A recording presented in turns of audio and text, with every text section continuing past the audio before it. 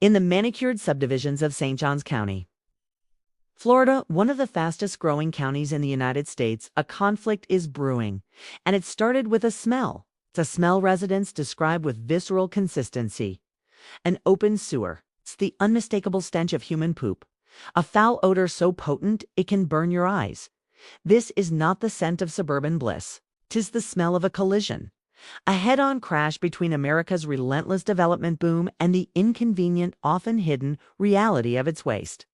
At the center of this storm is Indian Head Biomass Services, a facility that takes the treated solid byproducts of wastewater, material the industry calls biosolids, and composts it with yard debris to create agricultural fertilizer.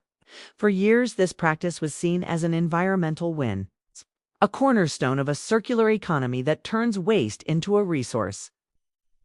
But for the thousands of new residents who bought homes in sprawling developments like Morgan's Cove, it has become an inescapable nuisance, trapping them indoors and shattering their quality of life.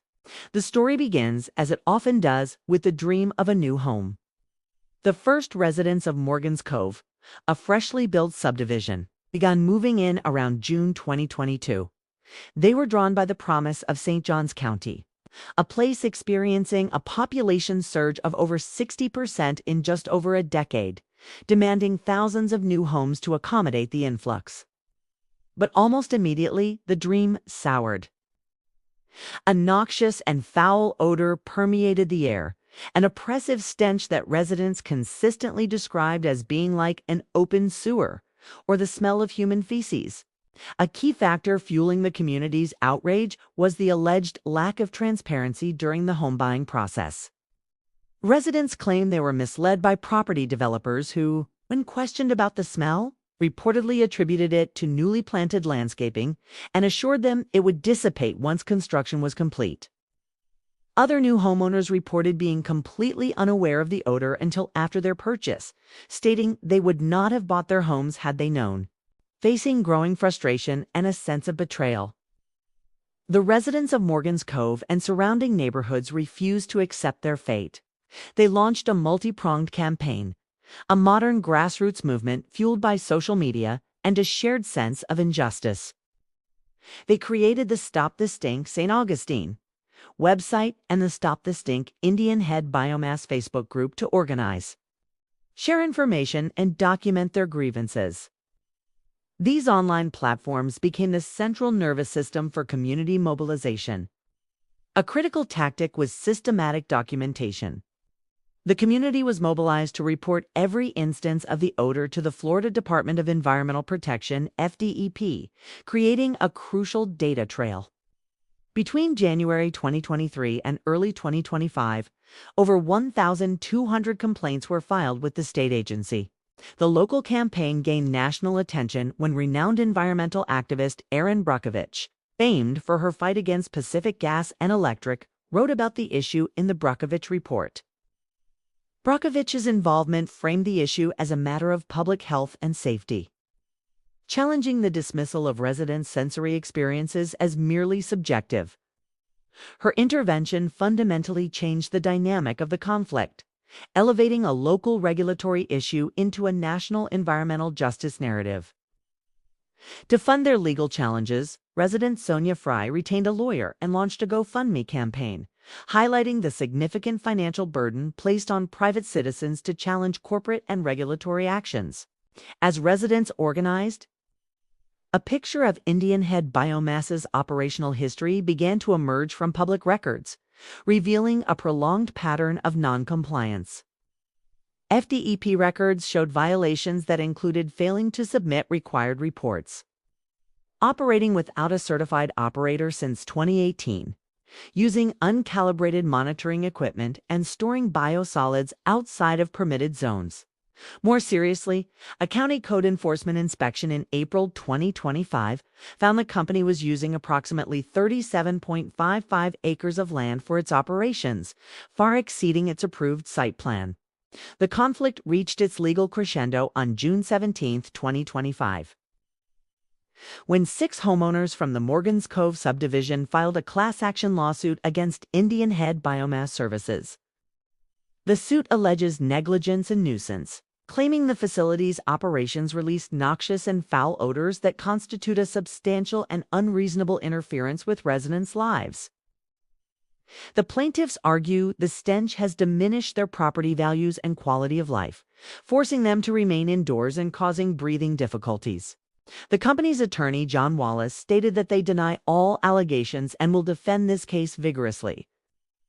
The substance at the heart of this conflict is known in the industry as biosolids, a term the U.S. Environmental Protection Agency, EPA, uses to refer to sewage sludge that has been treated to meet federal standards, making it suitable for land application. Critics, however, argue the term is a public relations tactic designed to obscure the material's origin in sewage. This material possesses a dual nature.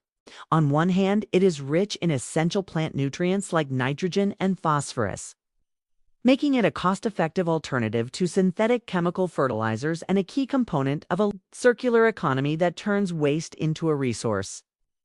On the other hand, the same processes that concentrate nutrients also concentrate a wide array of chemical and biological contaminants present in wastewater.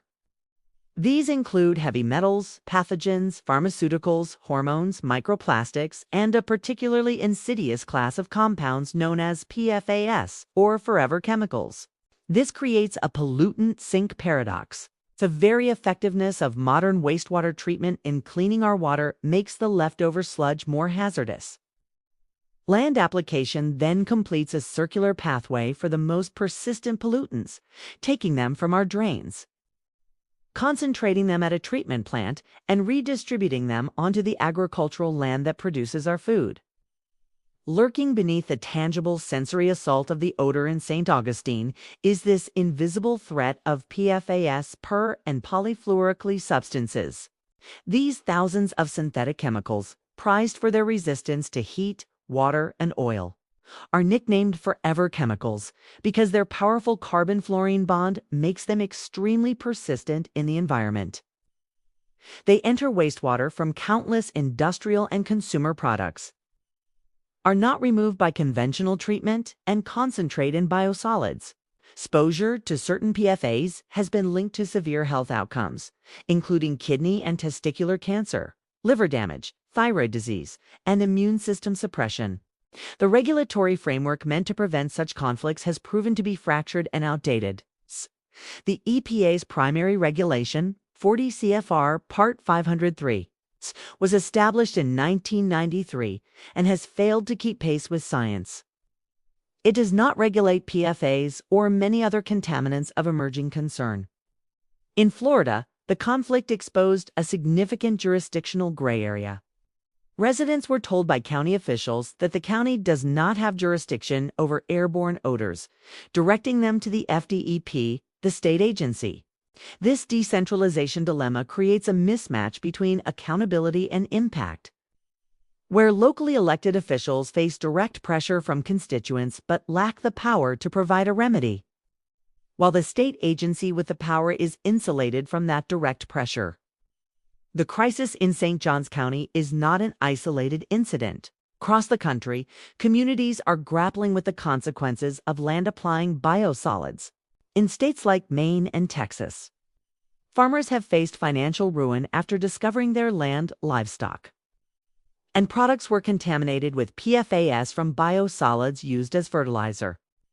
Some farms have been forced to euthanize entire herds of cattle and dump millions of pounds of milk.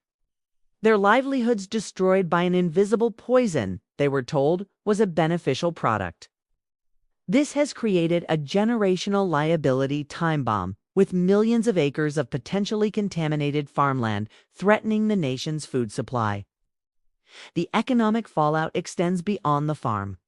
Residents in St. Johns County explicitly claim the odor has diminished their property values, a concern supported by studies on PFAS contamination, which show properties can see a significant reduction in value. For municipalities and wastewater utilities, the costs are skyrocketing. As regulations slowly begin to tighten, disposal options are narrowing, and utilities could face an average 37% increase in biosolids management costs. Furthermore, the EPA's designation of two major PFAS compounds as hazardous substances under the Comprehensive Environmental Response, Compensation, and Liability Act CERCLA or Superfund law creates enormous potential liability. Water utility associations argue that municipalities are passive receivers of PFAS. They do not produce or profit from the chemicals, but merely receive them in wastewater. Holding them liable, they argue, would violate the polluter pays principle, shifting the financial burden from chemical manufacturers to public ratepayers. The search for a sustainable future for waste management is underway, but it is complex and expensive. A host of advanced technologies are being developed to address the challenges of biosolids.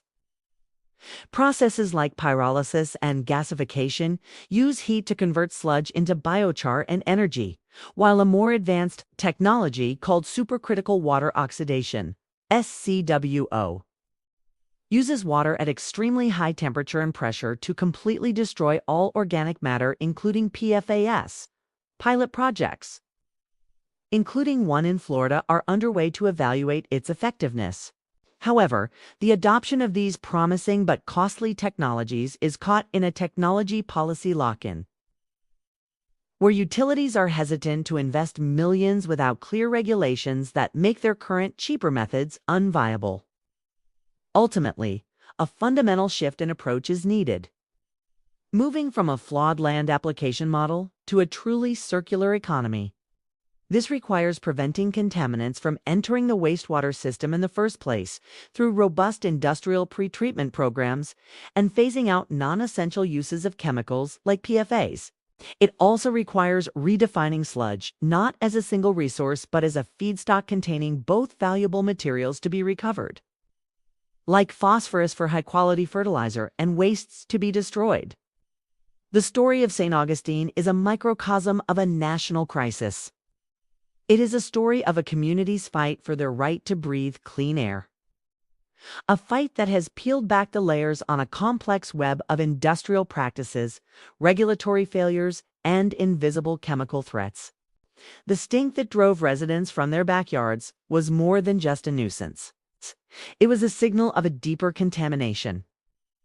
Their struggle highlights the urgent need for a new paradigm in how we manage our waste, plan our communities, and hold polluters accountable for the true cost of their products, ensuring that the dream of a new home doesn't turn into a public health nightmare.